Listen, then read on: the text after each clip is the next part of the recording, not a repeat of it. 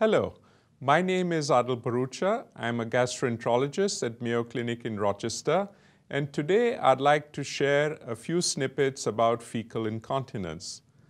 Fecal incontinence is the inability to control bowel movements, causing stool or feces to leak unexpectedly from your rectum. Also known as bowel or anal incontinence or accidental bowel leakage, fecal incontinence can range from occasional leakage of a small quantity of stool while passing gas to a complete loss of bowel control. The ability to hold stool, also called continence, requires the rectum, the anus, and the nervous system to be working normally. Two groups of muscles in the walls of the anus and rectum are responsible for holding stool in the rectum. The outer muscle group is known as the external anal sphincter, and the inner muscle group is known as the internal anal sphincter. The ability to sense the presence of stool in the rectum, called rectal sensation, and the ability of the rectum to relax and store stool when having a bowel movement is not convenient, also needs to be functioning normally for continence. In addition, one needs the physical and mental capabilities to recognize the urge to defecate and go to the toilet.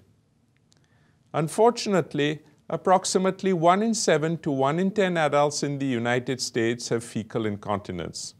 It's more common in older people and women. However, many people do not like to talk about fecal incontinence, and it may not be apparent that fecal incontinence is relatively common. If you have fecal incontinence and have not discussed the symptom with a physician or family members, you are not alone. What causes fecal incontinence? It is commonly caused by altered bowel habits, generally diarrhea, but sometimes constipation, and conditions that affect the ability of the rectum and anus to hold stool. The sphincter muscles become weaker as you grow older.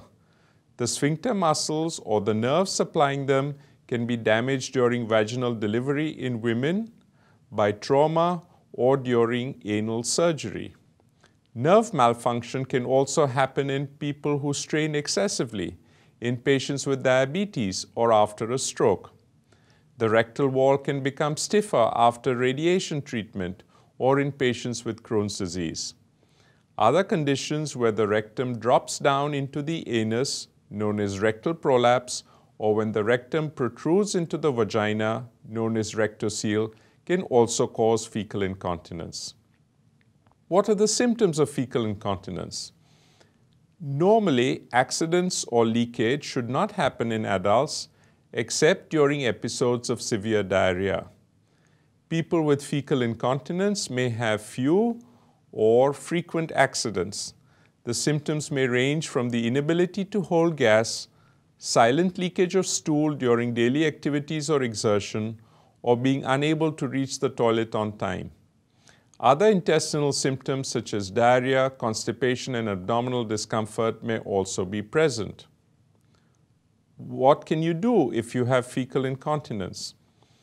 Doctors understand the emotional and social consequences of fecal incontinence, so don't be embarrassed about talking to your doctor about this problem. Your primary care physician may be able to assist you, or you may need to see a doctor who specializes in treating conditions that affect the colon, rectum, and anus, such as a gastroenterologist or a colorectal surgeon. Your doctor will talk to you about your symptoms and perform a physical examination, including a rectal examination. Depending on your symptoms, your doctor may perform one or more tests to identify the cause for incontinence. These tests include measuring pressures in the anus and rectum, known as anal manometry, using an anal ultrasound or MRI scan to look at the muscles and the surrounding tissues, using barium studies to see how the rectum and anus perform during defecation, which is known as defecography, and testing to see if the nerves supplying the anal muscles are functioning normally, known as anal electromyography. What then can we do for patients with fecal incontinence? Fortunately, effective treatments are available. Treatment for fecal incontinence can help improve or restore bowel control. Depending on the cause of your incontinence, treatment may include dietary changes, medications, or special exercises that help you better control your bowels or surgery. Foods that can cause diarrhea and worsen fecal incontinence include spicy foods, fatty and greasy foods, cured or smoked meat, and dairy products, especially if you are lactose intolerant.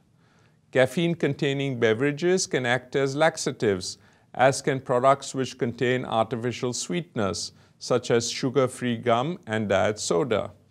If you have constipation, your doctor may suggest that you eat fiber-rich foods and prescribe fiber supplements. On the other hand, if you have diarrhea, your doctor may recommend antidiarrheal medications such as loperamide or fiber supplements to help bind stool. If fecal incontinence is due to a lack of anal sphincter control or less awareness of the urge to defecate, you may benefit from a bowel retraining program and exercise therapies that will help you improve muscle strength in the vicinity of your anus. In other cases, bowel training involves an exercise therapy called biofeedback. For fecal incontinence, biofeedback involves inserting a pressure-sensitive probe into your anus. The probe registers the strength of your anal sphincter. You can practice sphincter contractions and learn to strengthen your own muscles by reviewing the scale's readout as a visual aid. These exercises can actually strengthen your rectal muscles. It's also possible to improve rectal sensation with biofeedback therapy.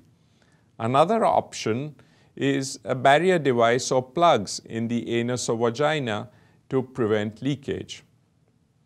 If you leak large amounts of stool frequently, consider applying a moisture barrier cream to prevent direct contact between the irritated skin and stool. Ask your doctor to recommend the product. Be sure that the area is clean and dry before you apply any cream. Non-medicated talcum powder or cornstarch may also help relieve your anal discomfort. Wear cotton underwear and loose clothing, and change your soiled underwear quickly. If you use pads or adult diapers, be sure they have an absorbent wicking layer on top. This layer wicks moisture away from your skin. Some people with fecal incontinence may require surgery. Sacral nerve stimulation is a procedure in which the nerves that supply the rectum and anal sphincters can be stimulated by a pacemaker. Another procedure involves the injection of a bulking agent around the anal canal to improve its function. A colostomy is the last resort to treat fecal incontinence. It is an operation that diverts stool through an opening in the abdomen instead of passing through the rectum. A special bag is attached to this opening to collect the stool. There are many options to help patients with fecal incontinence. Ongoing research studies are comparing the effects of various treatments for fecal incontinence. Make an appointment with a gastroenterologist for an evaluation. You don't need to suffer with it. Thank you for listening.